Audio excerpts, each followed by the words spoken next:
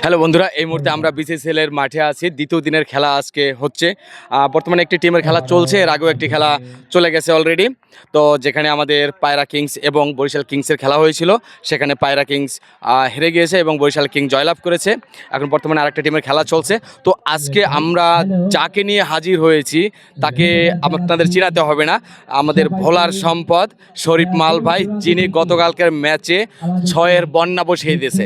অর্থাৎ পটুয়াখালীর বিনোদন ভাই যেই ধরনের ফাপড়বাজি করেছিল, তার একদম পুঙ্খানুপুঙ্খু ভাবে মানে কি বলে প্রতিশোধ নেওয়া কাকে বলে, তা শরীফ মাল ভাইকে না দেখলে বলা যাবে না। আমি একটু তার কাছে জানতে চাচ্ছি, তার কাছে জানতে চাইবো এটা সে কেন এত অ্যাগ্রেসিভ হয়েছিল কালকে, সেই বিষয়টা আমি শরীফ ভাই গতকালকের বিষয়টা একটু জানতে চাচ্ছি। আপনি পটুয়াখালীর উপরে এত ক্ষিপ্ত হয়েছিলেন কেন? মূলত আসলে ক্ষিপ্তর কিছু না, ক্রিকেট খেলতে নামলে অবশ্যই জয়ের জন্য যা করা দরকার তা করতে হবে, প্রতিপক্ষকে সেটা নির্ধারণ করে না। তো এখন খেলার স্বার্থে আমাকে 6 মারতে হয়েছে, এখন সামনে কে বোলিং সেটা তো দেখার বিষয় না।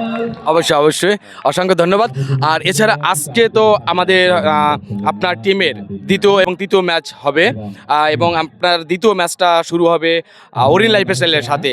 তো তাদের প্লেয়ারদেরকে নিয়ে আপনি কি ভাবছেন এবং আপনার টিমকে নিয়ে আপনার কি প্রত্যাশা, আপনি কতটুকু সামনে অগ্রসর হতে পারবেন? ইনশাল্লাহ আজকেও একটা ভালো পারফরমেন্স করবো বলে আমি আশাবাদী এবং আমরা জয়ী হব ইনশাল্লাহ। অসংখ্য ধন্যবাদ।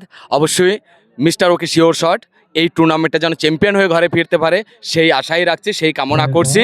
তো বন্ধুরা, আপনারা আমাদের সাথেই থাকবেন, আমাদের ভিডিওগুলো দেখবেন, প্রতিনিয়ত আমাদের ভিডিও আপডেট পাবেন। সে পর্যন্ত সবাই ভালো থাকবেন। ধন্যবাদ সকলকে।